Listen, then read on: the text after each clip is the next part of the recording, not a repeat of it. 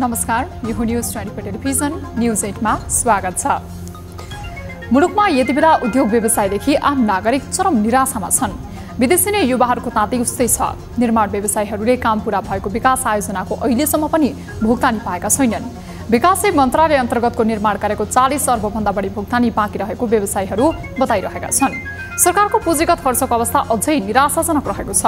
पुँजीगत खर्च वृद्धि हुन नसक्दा निर्माण उद्योग, सिमेन्ट, छट, स्टिल लगायतका निर्माण सामग्रीको कारोबारमा पनि गिरावट आएको छ। अर्थतन्त्रमा निर्माण उद्योगहरूको माग घट्दा 50% भन्दा बढीले गिरावट आएको छ।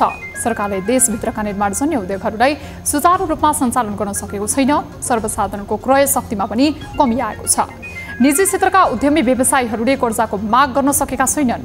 बैंक तथा वित्तीय संस्थाहरूमा तरलता थुप्रिए बस्दा पनि कर्जा प्रवाह र कर्जाको माग बन्न नसकेकोले पनि अर्थतन्त्र चलायमान हुन नसकेकै हो। यता अर्थतन्त्रमा महत्त्वपूर्ण भूमिका निर्वाह गरेका साना तथा मझौला उद्यमी व्यवसायीहरू दिन प्रतिदिन बैंक तथा वित्तीय संस्थाको कालो सूचीमा पर्न थालेका छन्। बैंकको ब्याज र सावा समेत भुक्तानी गर्न नसक्ने अवस्थामा पुगेका ऋणीहरूले सरकारबाट राहतको महसुस गर्न पाएका छैनन्। राष्ट्र ब्याङ्कले साना तथा मझौला र अन्य बैंकका ऋणीहरूलाई सहुलियत दिने बताए पनि व्यवहारमा साना तथा मझौला उद्यमी व्यवसायीहरू समस्यामा छन्। ग्रामीण क्षेत्रका किसान तथा स्थानीय तहका व्यवसायीहरूको समस्याप्रति राज्य गम्भीर बन्न सकेको छैन। तराईका जिल्लाहरूका कृषकहरूले उत्पादनको मूल्य प्राप्त गर्न सकेका छैनन् भने अर्कोतिर साहुको ऋणको बोझमा परेका छन्। तीनै तहका सरकारहरूले विपन्न जनताको आर्थिक अवस्थालाई प्राथमिकतामा राखेर अर्थतन्त्रलाई चलायमान बनाउने खालको कार्यक्रम र योजना तय गर्न नसक्दा सर्वसाधारण जनताको अवस्था कमजोर बन्न पुगेको छ। राज्यले लक्ष्य अनुसार राजस्व सङ्कलन गर्न सकिरहेको छैन। अर्थतन्त्र सङ्कटको डिलमा रहेको गुनासो व्याप्त छ। तर प्रधानमन्त्रीदेखि अर्थमन्त्री समेत अर्थतन्त्र सङ्कटमा नरहेको बताइरहेका छन्। अर्थमन्त्री डाक्टर प्रकाश महत अर्थतन्त्रको सूचकाङ्कहरू सन्तोषजनक रहेको भाषणबाजी गरिरहेका छन्। मन्त्रीको भाषणबाजीले होइन, व्यवहारमा ती सबै कुरा देखिनुपर्छ। दिनको घाम चाहिँ छलङ्ग रहेको वस्तुस्थितिलाई मन्त्रीज्यूको हत्केलाले छेकिने हो र? अब न्यूज 8 का हेडलाइन्स। मध्य पहाडी क्षेत्रको संकल्प यात्रा टुङ्ग्याउने तर्खरमा एमाले, पार्टीप्रतिको लोकप्रियता कायमी रहेको नेताहरूको जिकिर, कोशीमा भने पहिचानवादीहरूबाट खतरा।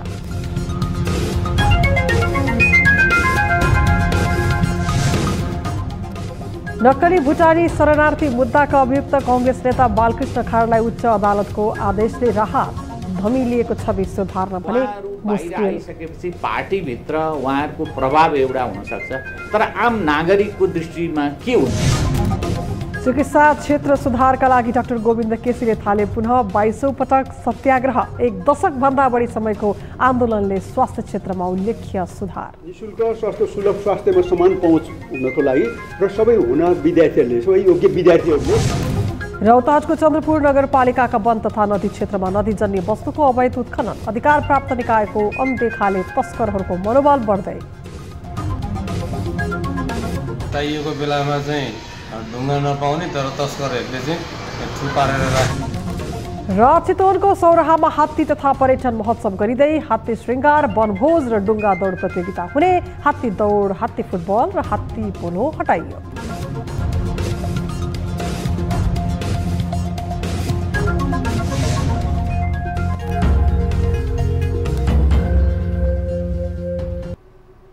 हामी निरन्तर न्यूजमा छौं। नेकपा एमाले बैतडीको झुलाघाटबाट पास्तरको चिवा भन्ज्याङसम्म मध्य पहाडी लोकमार्ग यात्रामै छ। समृद्धिको लागि संकल्प यात्रा भनेर थालिएको अभियानमा एमाले अध्यक्ष केपी शर्मा ओली प्रत्यक्ष सहभागी छन्। अभियानले मध्य पहाडी क्षेत्रको समस्याको पहिचान र समृद्धिको ढोका खोल्ने एमाले दाबी गर्दै आएको छ। सुदूरपश्चिमबाट कोशी पुगिसकेको एमालेको अभियानले मध्य पहाडी क्षेत्रको समस्या र पहिचान पहिल्याउन सक्यो त? एक रिपोर्ट। नेकपा एमालेका अध्यक्ष केपी शर्मा ओलीले मंसिर 14 गते बैतडीको झुलाघाटबाट समृद्धिका लागि संकल्प यात्राको उद्घाटन गरेका थिए। 1879 किलोमिटर लामो लोकमार्गको यात्राको उद्घाटन गर्दै ओलीले मध्य पहाडी क्षेत्रको समृद्धिको पाइला अघि बढाउने उद्घोष गरेका थिए। मध्य पहाडी क्षेत्रको विकास र समृद्धिको रेखा कोर्ने मात्र होइन, यही अभियान मार्फत यस क्षेत्रमा पार्टीको उभार ल्याउने लक्ष्य एमालेको हो। त्यसैले 70 वर्ष उमेर पार गरिसकेका ओली यात्रामा निरन्तर रूपमा सक्रिय सहभागी छन्। 3 दर्जन बढी स्थानमा सभा आयोजना गरेको एमाले यो अभियानबाट निकै उत्साहित छ। पार्टीप्रतिको लोकप्रियता खस्किएको भाष्य निर्माण गर्न खोजिए पनि यो यात्राले त्यस्तो भ्रम चिरेको एमाले नेताहरूको दाबी छ। झुलाघाट चिवा भन्ज्याङ समृद्धिका लागि संकल्प यात्राको 16औं दिन आज हामी तेह्रथुमको बसन्तपुरमा छौं। हिजो 15 दिन यो यात्राले पार गरिरहँदा हामी अत्यन्त उत्साहित, नयाँ ऊर्जाले भरिएको र हाम्रो मनोबल, हाम्रो आत्मविश्वास एकै माथि उठेको अवस्थामा छौं। मध्य पहाडी क्षेत्र विकासबाट निकै पछाडि छ, तर विकासमा प्रचुर सम्भावना रहेको दावी एमाले नेताहरूले गरेका छन्। कृषिजन्य उद्योगदेखि पर्यटनको पनि प्रचुर सम्भावना रहेको ठहर नेताहरूको छ। मध्य पहाडी क्षेत्रको समस्याको पहिचान खोजिने भनेको एमालेले अभियानका क्रममा थुप्रै समस्याहरू मात्र होइन, सम्भावनाहरू पनि देखेको नेताहरूको दावी छ। पहाडमा विकासका प्रचुर सम्भावनाहरू छन्, त्यो थाहा नभएकै त होइन, तर हामीले फर्स्ट ह्यान्ड नै हेर्यौं र वास्तवमा चाहिँ कृषि र कृषिजन्य उद्योगहरूको असाध्यै ठूलो सम्भावना पहाडी क्षेत्रमा छ। त्यसलाई उजागर गर्नुपर्छ। त्यसबाहेक अब जलस्रोतको भण्डार हो पहाडी क्षेत्र, पर्यटनको भण्डार, आन्तरिक र बाह्य दुवै पर्यटनको भण्डार हो, खानीहरू छन् यसमा। यी सबै चिजहरूलाई उपयोग गर्ने गरिकन हामीले चाहिँ हाम्रा विकासका योजनाहरूलाई अब त्यस मामलामा चाहिँ केन्द्रित गर्नुपर्छ। एमाले अध्यक्ष केपी शर्मा ओलीले भने आफूहरूले कल्पना गरेको समृद्ध नेपाल, सुखी नेपाली बनाउनकै लागि मिशन 84 भनेको उल्लेख गरेका छन्। मध्य पहाडी यात्रा अवधिभर सरकार विरुद्ध चर्को भाषणबाजी गरेका ओलीले मिशन 84 लाई नै सफल पार्नुपर्ने बताइरहेका छन्। देशलाई बर्बादीबाट जोगाउन आफ्नै पार्टीको नेतृत्वमा सरकार बन्नुपर्ने ओलीले जिकिर गरिरहेका छन्। परिकल्पना गरेको नै समृद्ध नेपाल, सुखी नेपाली, समृद्ध नेपाल, सुखी नेपाली बनाउने सन्दर्भमा हामीले मिशन 84 भनेका छौँ। त्यो मिशन 84 जनताको मिशन 84 हो। नेकपा एमालेले भनेको, नेकपा एमालेले प्रतिनिधित्व गरेको, तर मिशन 84 नेपालको मिशन 84 हो, नेपालीको मिशन 84 हो। एमाले मात्रै राष्ट्रवादी शक्ति भएको ओलीले दावी गरिरहँदा मधेसमा पनि एमालेले पहिचान विरोधीको आरोप खेप्नु परेको थियो। अहिले मध्य पहाडी यात्रामा रहँदा पनि एमालेले पहिचान विरोधीको आरोप खेपिरहेको छ। पहिचान पक्षधरहरूले एमाले अभियानलाई अवरोध गर्नेदेखि अध्यक्ष ओलीमाथि नै आक्रमणको प्रयास गर्न पुगेका छन्। त्यसैले ओलीले मिशन 84 भनिरहँदा आफ्नो कमजोरी स्वीकार्न पनि जरुरी देखिन्छ। न्यूज 24 टेलिभिजनका लागि ब्युरो रिपोर्ट। प्रधानमन्त्री पुष्पकमल दाहालले सरकारले स्थानीय तहको जग अझ मजबुत बनाउन नीतिगत सुधारको आवश्यक रहेको बताएका छन्। 29औं काठमाडौँ महानगर दिवसको अवसरमा आयोजित कार्यक्रमलाई सम्बोधन गर्दै प्रधानमन्त्री प्रचण्डले यस्तो बताएका हुन्। उनले सरकारले स्थानीय तहमा वित्तीय हस्तान्तरणको विषयलाई अझ प्रभावकारी बनाई स्थानीय तहलाई संविधानको मर्म र भावना अनुरूप स्रोत साधनको व्यवस्था र स्थानीय सरकारको मान्यता अनुसार अधिकार सम्पन्न तुल्याउन थप प्रभावकारी काम गर्ने प्रतिबद्धता समेत जनाएका छन्। उनले संविधानले परिलक्षित गरेको संघीय लोकतान्त्रिक गणतन्त्रलाई सुदृढ तुल्याउन संघीय कानूनहरूको निर्माण आफ्नो पहिलो प्राथमिकताको विषय भएको बताउँदै संघीय कानूनको निर्माण र व्यवस्थित कार्यान्वयनबाट मात्रै वर्तमान प्रणालीलाई थप सुदृढ र जनताको हितमा प्रयोग गर्न सकिने विश्वास व्यक्त गरे।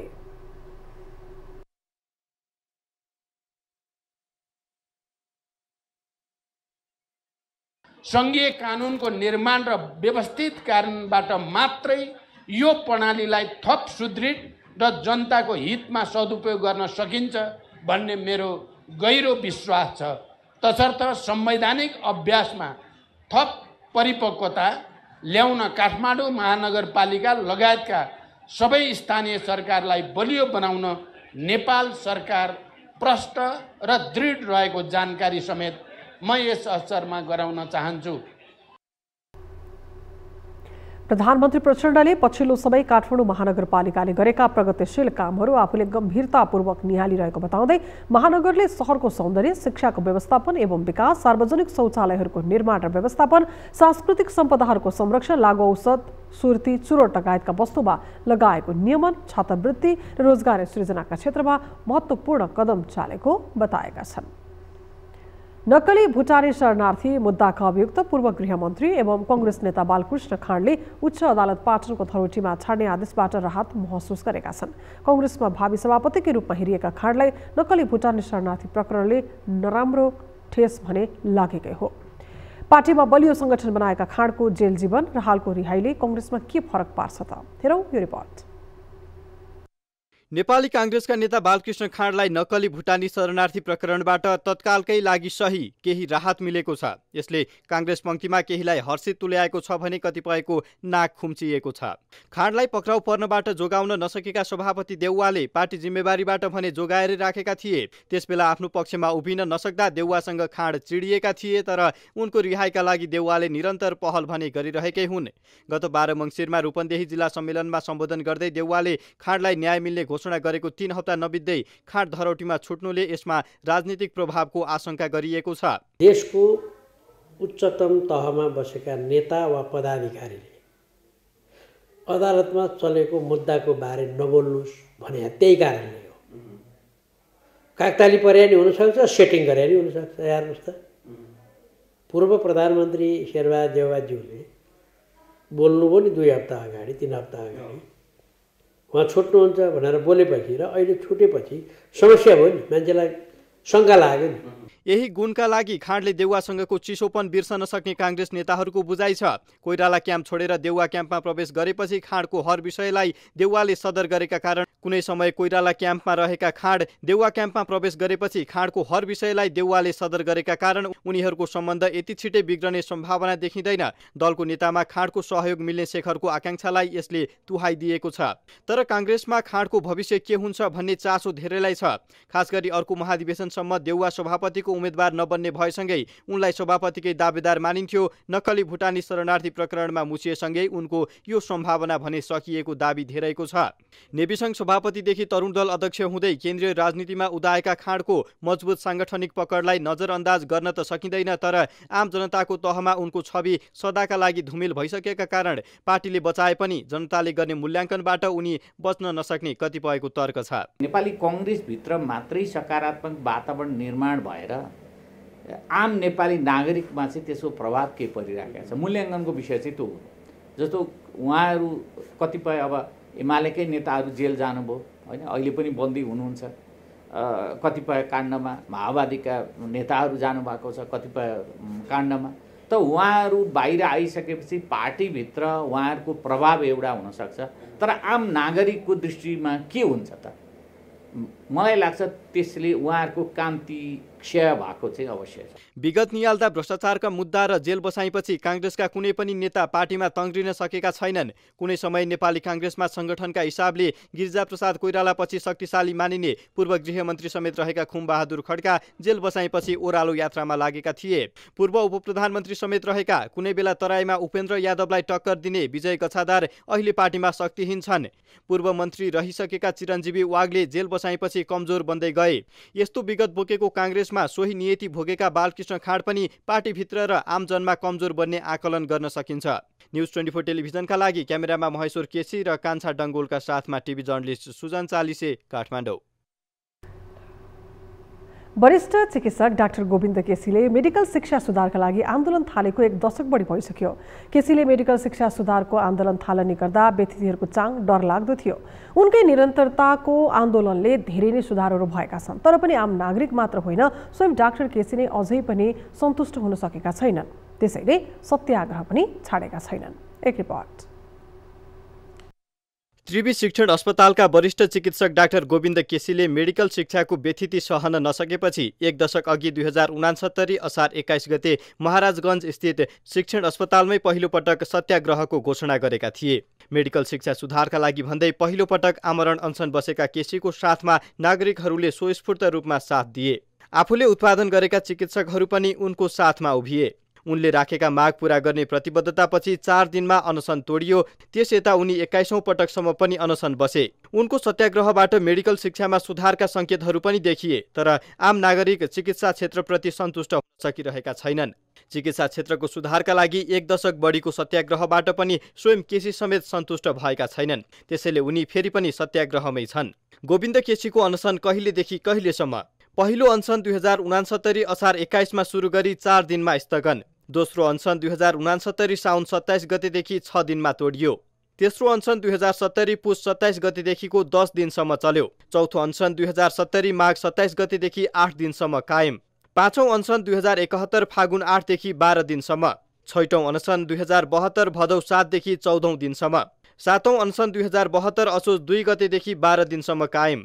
आठौं अनसन 2073 असार 26 गतेदेखि 15 दिनसम्म। नौं अनसन 2073 असोज 10 देखि 12 दिनसम्म। 10औं अनसन 2073 कार्तिक 28 देखि 22 दिनसम्म। 11औं अनसन साउन 19 गतेदेखि 23 दिनसम्म। 12औं अनसन 2074 असोज 9 देखि 3 दिनसम्म। 13औं अनसन 2074 असोज 19 देखि 14 दिनसम्म। 14औं अनसन 2074 माघ 25 देखि 6 दिनसम्म।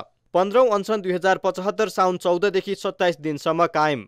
16औं अनसन 2075 पुस 25 गतेदेखि। 17औं अनसन 2076 कार्तिक 18 गते सुदूरपश्चिमको डडेलधुरामा। 18औं अनसन 2077 जेठ 20 गते दार्चुलामा। 19औं अनसन 2077 अश्विन 25 गते 28औं दिनमा तोडियो। 20औं अनसन 2079 असोज 8 गते 13औं दिनमा तोडियो। 21औं अनसन 2080 भदौ 29 गते। 22औं अनसन 2080 मङ्सिर 29 गतेदेखि सुरु।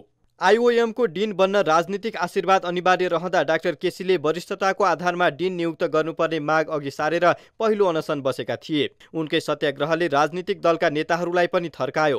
केसीकै सत्याग्रहका कारण मेडिकल व्यवसायी दुर्गा प्रसाई अहिले राज्य व्यवस्था विरुद्ध नै भण्डार पोख्दैछन्। विगत 1 दशक बढीको सत्याग्रहबाट पनि डाक्टर केसी थाकेका छैनन्। त्यसैले विगतमा भएका सम्झौताहरू समेत कार्यान्वयन नभएको भन्दै केसीले फेरि पनि अनसन सुरु गरेका छन्। सरकारी अस्पतालहरूमा माग अनुसार दरबन्दी थप गर्दै क्षमता बढाउनेदेखि सबै निशुल्क औषधिहरू पाइने सुनिश्चित गर्न माग पूरा भएमा नागरिकका लागि अर्को टेवा पुग्नेछ।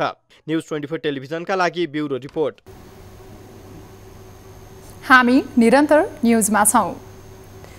चिकित्सा शिक्षामा उत्पन्न समस्या तथा स्वास्थ्य सेवाको गुणस्तर सुधारका लागि डाक्टर गोविन्द केसी लागि परेका छन्। स्वास्थ्य शिक्षा तथा गुणस्तर स्वास्थ्य सुधारका निरन्तर लागेका डाक्टर केसी पुनः शुक्रबार साँझबाट 3 दिने सत्याग्रहमा बसेका छन्। चिकित्सा शिक्षा सुधारका लागि भन्दै पटक पटक डाक्टर केसी सत्याग्रहमा बस्दै आए पनि उनको सत्याग्रह समेत राजनीतिक आडमा भएको आरोप समेत लाग्ने गरेको छ। एक रिपोर्ट। विक्रम सम्वत 2069 असार 21 गते सत्याग्रह सुरु गरेका डाक्टर गोविन्द केसीले अहिले पनि समय समयमा सत्याग्रह बस्दै आएका छन्। पहिलो पटक आइओएम डिन नियुक्ति राजनीतिक भागबण्डाको आधारमा नभएर वरिष्ठताको आधारमा गर्नुपर्ने मागबाट उनको सत्याग्रह यात्रा सुरु भएको थियो। उनले अहिलेसम्म 22औं पटक चिकित्सा क्षेत्र सुधारका लागि विभिन्न माग राख्दै सत्याग्रहमा बसिसकेका छन्। चिकित्सा शिक्षा तथा गुणस्तर स्वास्थ्य सेवा सबैको पहुँचमा हुनु पर्ने भन्दै उनले पटक पटक सत्याग्रहमा बसिसकेका छन्। उनको सत्याग्रहबाट चिकित्सा शिक्षामा केही सुधार भए पनि धेरै विषय सुधार गर्न बाँकी भएको उनी बताउँछन्। कांग्रेसको सरकार भयो बेला म लड्दाखेरि यो एमाले अथवा माओवादी भन्छन् हैन, तिनै कांग्रेसहरूले। अनि एमालेको के अरे चाहिँ सरकारको बेलामा लड्यो अथवा माओवादी सरकार बेलामा लड्यो भनेदेखि चाहिँ कांग्रेसले यो हाम्रो मान्छे है भन्छ। त्यसपछि किनभने विपक्षीमा छन् नि तिनीहरू। अनि यो चाहिँ के अरे त्यसपछि अनि कांग्रेस के अरे एमाले उसले के भन्छ, यो चाहिँ त्यसपछि कांग्रेसी भन्ने है। कांग्रेसले यो अरूले देखाउने सबै पार्टीका नेतृत्व भएको सरकारको विरुद्ध लड्नु परेको छ। त्यसले के बुझाउँछ भने सबै पार्टीका मान्छेहरू भ्रष्ट छन्, अपराधी छन्। डाक्टर केसीले चिकित्सा शिक्षा सुधारका लागि सरकारसँग विभिन्न माग राख्दै बस्ने गरेको सत्याग्रहका कारण चिकित्सा शिक्षामा केही सुधार नभएको होइनन्। तर उनले पछिल्लो समय बस्दै आएको सत्याग्रहलाई लिएर सकारात्मक मात्र नभएर नकारात्मक टिप्पणी समेत हुने गरेका छन्। उनलाई राजनीतिक पार्टीको आडमा उनले समय समयमा सत्याग्रह बस्ने गरेको आरोप समेत लाग्ने गरेको छ। तर उनी आफ्नो सत्याग्रह राजनीतिक आडमा नभएर निस्वार्थ रूपमा सुधारका लागि बस्दै आएको दावी गर्छन्। सबै नेपालीहरूको चाहिँ गुणस्तरीय निशुल्क स्वास्थ्य सुलभ स्वास्थ्यमा समान पहुँच हुनको लागि र सबै हुनर विद्यार्थीहरूले, सबै योग्य विद्यार्थीहरूले आफूले इच्छाको विषय पढ्न पाउनुपर्छ, त्यस्तो खालको ऐन बनोस् भनेर हामीले जुन लडिरहेको।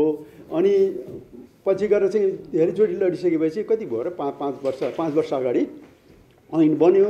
ऐन नेताहरूको उसले होइन, जनताको दबावले बनेको, जनताको दबावले।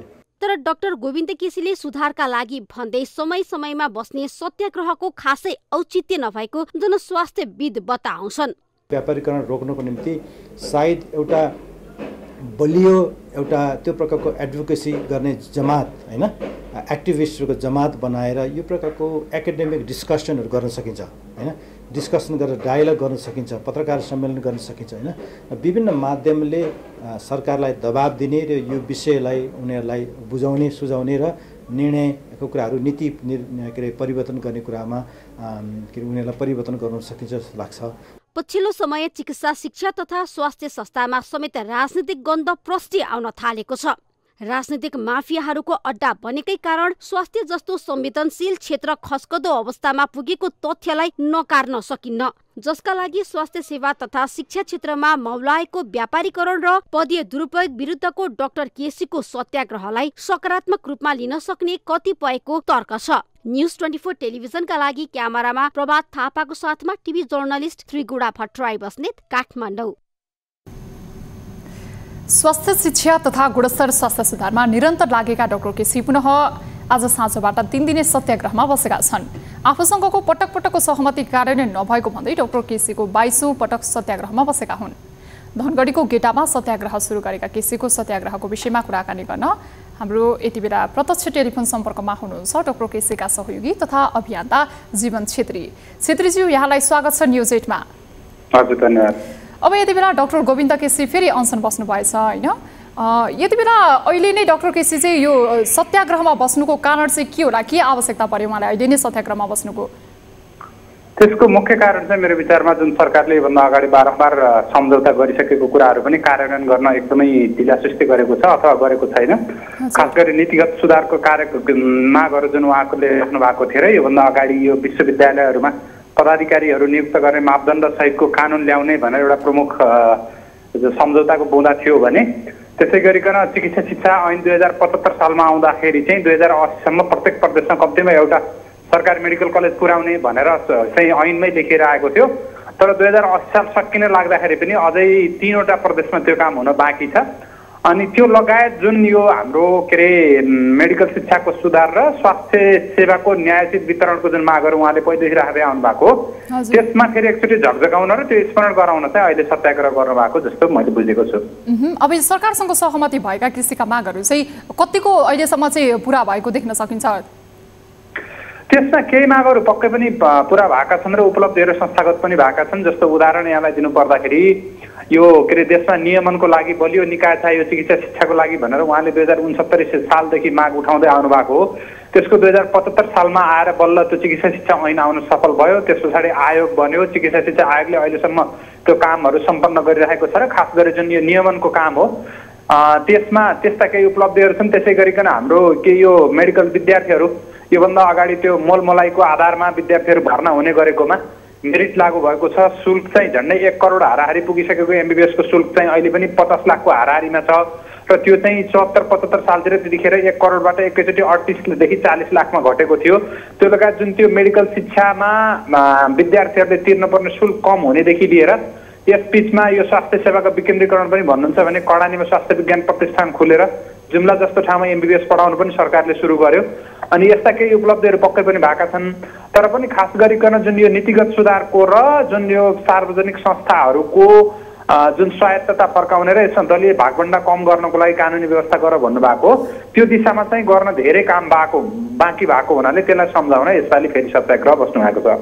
अब केसी सत्याग्रहमा बसेको पनि लगभग दशक बितिसक्यो होइन, उहाँ पटक पटक सत्याग्रहमा बस्दा चाहिँ अब यो अहिले 3 दिने सत्याग्रहमा बस्नु भएको छैन। उहाँले यो धेरैचोटि सत्याग्रह बस्दा पनि होला, सायद मान्छेले चाहिँ अहिले अलिकति यसलाई सामान्य रूपमा पनि लिइरहेको पनि हामी देख्न सक्छौँ होइन। अब आजको आन्दोलनमा त अझ उहाँलाई चाहिँ यो सत्याग्रहमा अवरोध समेत भएको रहेछ होइन। यो आन्दोलनलाई अलिकति समर्थन नपाउने सङ्केत पनि देखिएको जस्तो अवस्था छ होइन। अब 3 दिने सत्याग्रहले उहाँका मागहरू फेरि पनि पुरा होलान्। अझ स्वास्थ्य मन्त्रीले त केही समय अगाडि उहाँलाई राजनीति आडमा नै यो सत्याग्रह बसेको भनेर एउटा आरोप पनि लगाउनु भएको थियो। अब यसमा मैले बुझेसम्म चाहिँ डाक्टर केसीले एकजना नागरिकको हिसाबले आफूले देखेको सही लागेको कुरा चाहिँ बताएर त्यसको लागि आफूले अडान राख्ने, उहाँले सत्याग्रहहरूको बिचमा पनि आर्टिकलहरू लेख्ने, एडभोकेसी गर्ने, सरकारलाई के अरे अनौपचारिक रूपमा पनि पहल गर्ने काम गरिरहनुहुन्छ। त्यस अन्तर्गत अहिले चाहिँ 3 दिन बस्नु भएको छ। जहाँसम्म अवरोधको कुरा छ त्यो चाहिँ मेरो विचारमा जुन त्यो गेटा मेडिकल कलेज भनेर जुन खुल्नुपर्ने त्यहाँ भौतिक संरचना बनेर कैयौँ वर्षसम्म यत्तिकै बसिराखेको तर त्यो सञ्चालन नभएको अवस्था छ। त्यहाँनिर चाहिँ केही मान्छेहरूले यसभन्दा अगाडि त्यो के अरे त्यहाँ स्वास्थ्य विज्ञान प्रतिष्ठानको प्रक्रिया धेरै अगाडि बढिसकेको अवस्थामा त्यहाँ फेरि होइन विश्वविद्यालय हुनुपर्छ भनेर त्यो विश्वविद्यालयको बहानामा काम रोकिएर त्यहाँ त्यत्रो ठुलो राज्यको अरबौँ लगानी भइसकेको पूर्वाधार पनि अल्पत्र पर्ने र अरू कैयौँ वर्षसम्म फेरि त्यस्तै काम नहुने अवस्था भएको थियो। अनि त्यो हुनाले चाहिँ त्यहाँनिर उहाँहरूलाई चित्त नबुझेको पनि हुनसक्छ, किनभने डाक्टर केसीले यहाँ छिटो ल्याइयो, राम्रो गुणस्तरसहित प्रतिष्ठान नै भए पनि छिटो चाहिँ यसलाई त्यहाँ बिरामीले सेवा पनि पाउन् र यो शिक्षण पनि सुरु होस् भन्ने माग राख्नु भएको थियो। अनि त्यो कारणले त्यो त्यहाँ अवरोध भएको हुनसक्छ। तर समग्रमा मैले देखेको चाहिँ अब यो सामाजिक सञ्जालमा अथवा अन्यत्र समर्थन भनेको कहिले चाहिँ अलि धेरै हुन्छ, कहिले अलि कम हुन्छ, कहिले मान्छेले नोटिस त्यति धेरै गर्दैनन् पनि, तर पनि जुन सरकारसितको उहाँको जुन त्यो निरन्तरको सङ्घर्ष छ त्यसकै एउटा नयाँ श्रृङ्खला हो र मेरो विचारमा यसले कम्तीमा पनि सरकारलाई यो मागहरू पुरा गर्न बाँकी छ र यो चाहिँ तिमीहरूले गर भनेर सम्झाउने झकझगाउने काम गर्छ जस्तो मलाई लाग्छ। अब यो 3 दिने सत्याग्रह सकिएपछि थप अरू पनि कार्यक्रम घोषणा हुन्छन् कि 3 दिने सत्याग्रहमै सीमित रहन्छ त के छ त? त्यो चाहिँ डाक्टर केसीले नै बताउन सक्नुहोला, सम्भव पनि घोषणा गर्न सक्नुहुन्छ। तर अहिलेलाई चाहिँ यो 3 दिनभित्र खास गरिकन तपाईँ हामीले पनि डाक्टर केसी बसेकै बेलामा वास्तवमा यस्तो कुरामा चर्चा गर्छौँ, हाम्रो पनि त्यता ध्यान आकर्षण हुन्छ। त्यो हिसाबले पनि यो क्षेत्रमा यो काम बाँकी छन् भन्ने हिसाबले यो चाहिँ त्यो पनि एउटा उपलब्धि हुन्छ जस्तो लाग्छ। त्यस बाहेकको कुरा चाहिँ हामीले 3 दिन पर्खेरै हेर्नुपर्ने हुन्छ। हस् यहाँलाई धेरै धेरै धन्यवाद छ। हस् धन्यवाद। हुन्छ दर्शकवृन्द, यति बेला स्वास्थ्य शिक्षा तथा गुणस्तर स्वास्थ्य सुधारमा निरन्तर लागेका डाक्टर केसी पुनः आजबाट 3 दिने सत्याग्रहमा चाहिँ बस्नु भएको छ। यसै विषयमा चाहिँ उहाँका डाक्टर केसीका सहयोगी तथा अभियन्ता जीवन छेत्री हुनुहुन्थ्यो, हाम्रो प्रत्यक्ष टेलिफोन सम्पर्कमा जोडिनु भएको थियो। हामीले उहाँको सत्याग्रहको विषयमा कुराकानी गऱ्यौँ। अब बाँकी न्युज। रौतहटको चन्द्रपुर नगरपालिकाका वन तथा नदी क्षेत्रमा थुपारिएका ढुङ्गाहरूको कुनै मापदण्ड पालना नगरी उत्खनन एवं बिक्री वितरण हुने गरेका छन्। तस्कर समूहले अवैध रूपमा बागमती, चाँदी लगायतका नदीहरूबाट मात्र नभई प्रतिबन्धित चुरे करिडोरबाट पनि ढुङ्गा उत्खनन गर्ने गरेका छन्। अधिकार प्राप्त निकायहरूले अनदेखा गरेपछि तस्करहरूको मनोबल दिनानुदिन बढ्दै गइरहेको छ। एक रिपोर्ट। रौतहटको उत्तरी भेगमा रहेको चन्द्रपुर नगरपालिकाका विभिन्न स्थानहरूमा अवैध रूपमा 100औं घनमिटर ढुङ्गा उत्खनन गरी भण्डारण गरिएका छन्। चन्द्रपुर नगरपालिकाको विशेष गरी वडा नम्बर 1 को बागमती नदी र 3 को चाँदी नदीबाट अवैध रूपमा उत्खनन गरी तस्करहरूले नदी किनाराका विभिन्न स्थान तथा वन क्षेत्रहरूमा ढुङ्गा भण्डारण गर्ने गरेका छन्। चन्द्रपुर नगरपालिकाले बागमती तथा चाँदी नदीको ठेक्का नलगाएको अवस्थामा तस्करहरूले ती नदीबाट अवैध रूपमा जथाभावी ढुङ्गा उत्खनन गरेका हुन्। अवैध रूपमा उत्खनन गरेर राखिएका सबै ढुङ्गाहरू सम्बन्धित निकायले जफत गर्नुपर्ने स्थानीयको राय छ। नगरपालिकाले ती अवैध ढुङ्गाहरूलाई आफ्नो नियन्त्रणमा लिएर त्यसलाई बेचबिखन गर्ने कि के गर्ने, त्यसबाट राजस्व आफ्नो असुल्ने गर्नुपर्छ। यहाँनिर कस्तो हुन्छ भने विभिन्न समयमा आम सर्वसाधारणलाई ढुङ्गा चाहिएको बेलामा चाहिँ ढुङ्गा नपाउने, तर तस्करहरूले चाहिँ थुपारेर राखेको परिपाटीलाई सम्बन्धित निकायले तुरुन्तै यसको अन्त्य गर्नुपर्छ। ढुङ्गा, गिटी, बालुवा उत्खनन, बिक्री तथा व्यवस्थापन सम्बन्धी पहिलो संशोधन मापदण्ड 2079 स्थानीय तहले नदीजन्य पदार्थको सङ्कलन, उत्खनन र बिक्री गर्दा प्रचलित कानुन बमोजिम वातावरणीय अध्ययन प्रतिवेदन तयार गरी अधिकार प्राप्त निकायबाट स्वीकृत लिनुपर्ने व्यवस्था भए पनि अवैध रूपमा उत्खनन गरी बिक्री गर्ने गरेको गुनासो बढेपछि स्थानीय तहले छानबिन गर्ने जनाएको छ। चन्द्रपुर नगरपालिका ढुङ्गा, गिटी, बालुवा अवैध ठाउँमा जम्मा गरिएको छ र त्यो ढुङ्गा, गिटी, बालुवालाई एकदम सूक्ष्म तरिकाले हामी हेरिरहेछौँ र पछिको दिनमा केही त्यस्तै भेटायो भने हामी कारबाही गर्नेछौँ। वन क्षेत्रमा थुपारिएका अवैध ढुङ्गामा डिभिजन वन कार्यालय रौतहटले पनि चासो देखाएको छ। कार्यालयले वन क्षेत्रमा कसले किन ढुङ्गा भण्डारण गरेको अनुसन्धान गर्ने र चाँडै जफत गर्ने तयारी गरेको जनाएको छ। स्थानीय प्रशासनले पनि यस बारेमा अनुगमन गर्ने बताएको छ। ढुङ्गाहरू सङ्कलन गरेर वन क्षेत्रभित्र राखेको कुरा हामीहरूलाई पनि नोटिस आएको छ र त्यसमा मैले सम्बन्धित सब डिभिजन वन कार्यालयलाई आवश्यक जाँचबुझ गरी अवैध ढुङ्गा भए तुरन्त जफत गरी कारबाही गर्नु, बनान बमोजिम कारबाही गरेर पेश गर्नु भनेर यहाँबाट आदेश गरिसकेका छौँ र सम्बन्धित सब डिभिजन कारबाहीको प्रक्रिया सुरु गरिसकेको छ। ढुङ्गा किन जम्मा गरेको छ भन्ने आएको छ। त्यस विषयमा चाहिँ यो विशेष गरी चाहिँ पालिकाले पनि सक्रियता देखाउनुपर्छ। पालिकाको सम्पत्ति हो, कुन प्रक्रियाबाट उत्खनन भयो, कुन प्रक्रियाबाट बिक्री हुँदैछ भन्ने कुरामा हाम्रो गम्भीर ध्यान आकर्षण भएको छ र हामी तत्कालै त्यो त्यसमा आवश्यक कारबाही चाहिँ हामी अगाडि बढाउने तयारी। स्थानीयले भने प्रशासनसँगकै सेटिङमा तस्करले नदीजन्य वस्तु अवैध रूपमा उत्खनन गरी चोरी निकासी गरिरहेको आरोप लगाएका छन्। यसरी नदीजन्य पदार्थहरूको बिक्री वितरणबाट राज्यले करोडौं रकम बराबरको राजस्व गुमाइरहेको छ भने पर्यावरणलाई पनि नकारात्मक असर पारिरहेको छ। न्यूज 24 टेलिभिजनका लागि रौतहटबाट टिभी जर्नलिस्ट बालविक्रम कार्कीको रिपोर्ट। चितवनको सौराहामा 17औं चितवन हात्ती तथा पर्यटन महोत्सव हुने भएको छ। पौष 10 देखि 14 गतेसम्म महोत्सव हुन लागेको हो। साबिकको हात्ती महोत्सवलाई परिमार्जन गर्ने भन्दै यसपटकको महोत्सवमा हात्ती दौड, हात्ती फुटबल र हात्ती पोलो हटाइएको छ। 5 दिनसम्म सञ्चालन हुने उक्त महोत्सव अन्तर्गत हात्ती श्रृङ्गार प्रतियोगिता, हात्ती वनभोज र डुङ्गा दौड प्रतियोगितालाई यथावत राखिएको छ। हरेक वर्ष गरिने यस्ता प्रतियोगिता 4 वर्षदेखि हुन सकेको थिएन। त्यसैले यो महोत्सवबाट पर्यटन प्रवर्धनमा टेवा पुग्ने विश्वास गर्छन् पर्यटन व्यवसायीहरू। एक रिपोर्ट। विगत 4 वर्षदेखि रोकिएको चितवनको हात्ती महोत्सव यस वर्ष पुनः नयाँ ढंगले पौष 10 देखि 14 गतेसम्म हुने भएको छ। हात्ती दौडको नामबाट सुरु भई चितवनको प्रमुख पर्यटकीय नगरीको रूपमा परिचित सौराहाको ब्रान्ड नै बनेको हात्ती महोत्सवलाई परिष्कृत गरी चितवन हात्ती तथा पर्यटन महोत्सवको रूपमा तयारी थालिएको हो। जीर्ण सडक खण्ड र कोरोना कहरका कारण विगत 4 वर्षदेखि महोत्सव सञ्चालन हुन सकेको थिएन।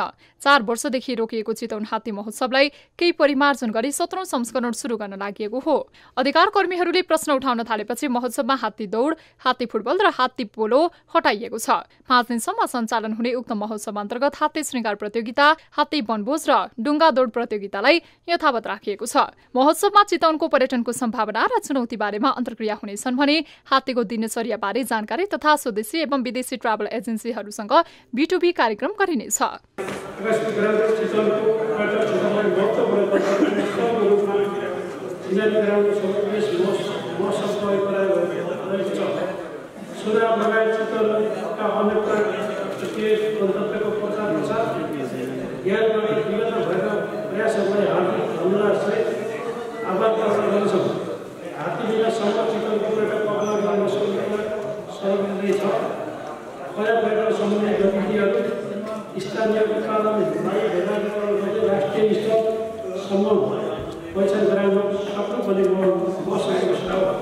कोरोनाका कारण 2076 सालदेखि चितवन हात्ती महोत्सव हुन सकेको थिएन। 2080 साल सुरु भएपछि सौराहामा विदेशी पर्यटकको आगमन बढ्दै गएकोले महोत्सव गर्न लागि छ। चालु आर्थिक वर्षमा मात्र सौराहामा स्वदेशी तथा विदेशी गरी 2,25,000 पर्यटक आएका छन्। तीमध्ये 1,30,000 जना पर्यटकले निकुञ्ज अवलोकन गरेको तथ्याङ्कले देखाएको छ। त्यसैले पनि यो महोत्सव प्रभावकारी हुने अपेक्षा पर्यटन व्यवसायको छ।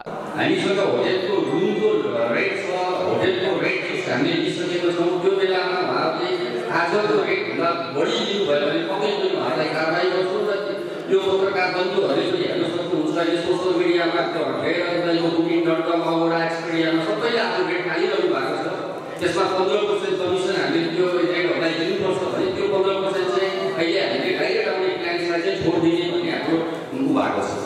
महोत्सवको उद्घाटन समारोहमा संरक्षण र पर्यटन विकासमा योगदान दिएका अग्रज, उत्कृष्ट नेचर गाइड, संरक्षण कर्मी, माउते, डुङ्गा चालक, जीव सफारी चालक तथा सिप र कला प्रेमीहरूलाई सम्मान गरिनेछ। जस्तै यस क्षेत्रका मजदुरहरूलाई समेत प्रोत्साहित गर्नेछ। न्यूज 24 टेलिभिजनका लागि चितवनबाट टिभी जर्नलिस्ट शरद आचार्यको रिपोर्ट। न्यूजहरू अझै बाँकी नै छन्, अब पालो ब्रेकको। अब न्यूज 8को अन्त्यमा पुनः हेडलाइन्स। मध्य पहाडी क्षेत्रको संकल्प यात्रा टुङ्ग्याउने तर्खरमा एमाले, पार्टीप्रतिको लोकप्रियता कायमै रहेको नेताहरूको जिकिर, कोशीमा भने पहिचानवादीहरूबाटै खतरा।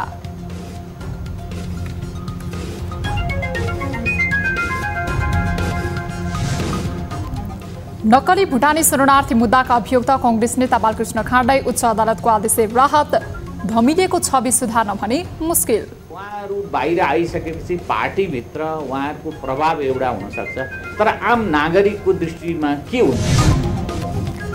चिकित्सा क्षेत्र सुधारका लागि डाक्टर गोविन्द केसीले थाले पुनः 22औं पटक सत्याग्रह। 1 दशकभन्दा बढी समयको आन्दोलनले स्वास्थ्य क्षेत्रमा उल्लेख्य सुधार। निःशुल्क सस्तो सुलभ स्वास्थ्यमा समान पहुँच हुनको लागि र सबै विद्यार्थीहरूले सबै योग्य विद्यार्थीहरूले रौतहटको चन्द्रपुर नगरपालिकाका वन तथा नदी क्षेत्रमा नदीजन्य वस्तुको अवैध उत्खनन अधिकार प्राप्त निकायको अनदेखाले तस्करहरूको मनोबल बढ्दै चाहिएको बेलामा चाहिँ ढुङ्गा नपाउने तर तस्करहरूले चाहिँ थुपारेर राख्ने र चितवनको सौराहामा हात्ती तथा पर्यटन महोत्सव गरिँदै हात्ती श्रृङ्गार वनभोज र डुङ्गा दौड प्रतियोगिता हुने हात्ती दौड हात्ती फुटबल र हात्ती पोलो हटाइयो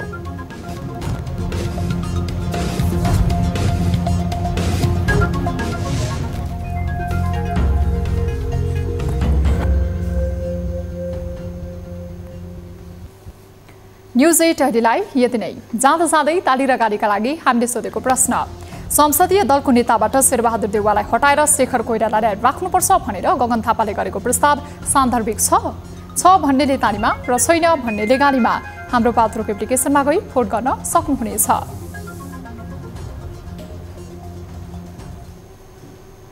थप न्यूजका लागि हाम्रो वेबसाइट www.news24nepal.com हेर्नुहोला। साथै हामीलाई फेसबुक, ट्विटर र युट्युबमा पनि फलो गर्न सक्नुहुनेछ। त्यस्तै मोबाइल, भाइबर र इमेलबाट 24 हेल्प डेस्कमा समस्या र गुनासो गर्न सक्नुहुनेछ। अहिलेलाई बिदा दिनुहोस्। हामी निरन्तर न्यूजमा छौं। नमस्ते।